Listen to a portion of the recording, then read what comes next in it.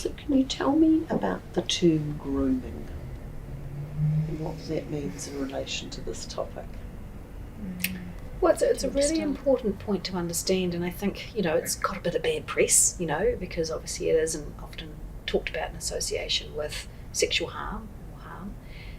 But if you think about it, probably the first date you went on with your boyfriend, we're all we groom each other all the time, in that idea of going, how do I make you feel comfortable in my presence?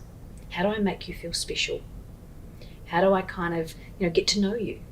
So if we think about grooming per se, it literally is that experience of someone kind of putting down their defences so that you let someone else in. Now, that's really nice when it's a first date and someone brings you some chocolates and flowers or whatever else it might be.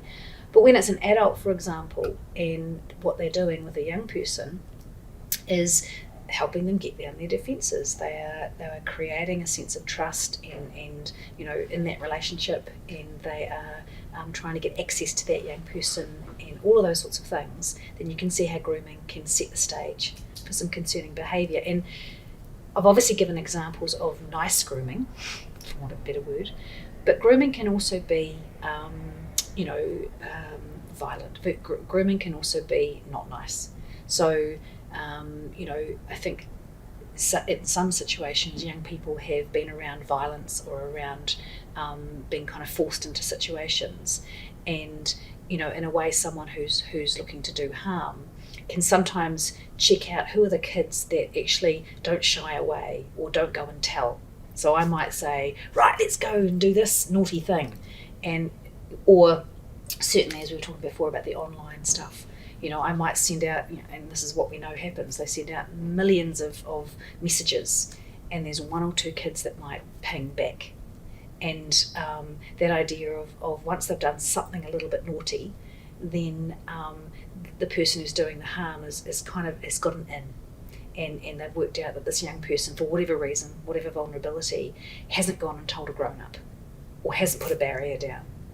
So grooming can also be not just roses and chocolates. It can also be angry, it can be violence, it can be aggression, those kinds of things as well. And it can mean that there is a lot of confusion, because if it was the first bit, the niceness, then I might really care about the person who's harming me. And I might not see it as harm. I might be in love with them. I might see that this is a normal part or a quid pro quo of our relationship and not want them to get in trouble. If it's the latter example of the more aggressive or scary grooming, then in fact I'm too scared to tell. Yeah? Would you add anything to that? Yeah. I think it can be quite a gradual sort of, even quite long, sort of drawn out process of grooming, because adults who want access to children for purposes of sexual abuse actually put quite a bit of time and effort into this.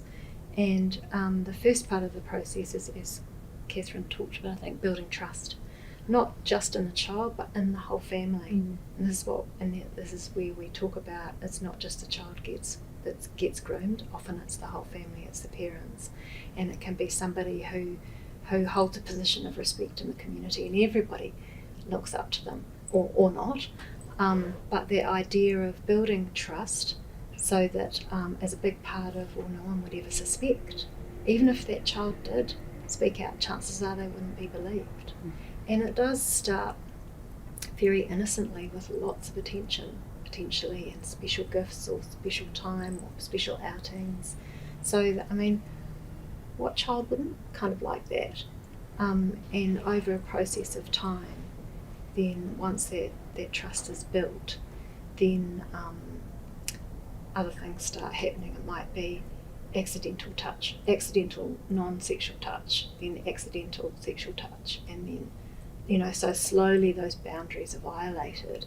And because it's so gradual and insidious, the child, especially if they're younger, gets really confused. And what was okay? What wasn't okay? How do I make sense of this? And I really like this person because they give me lollies.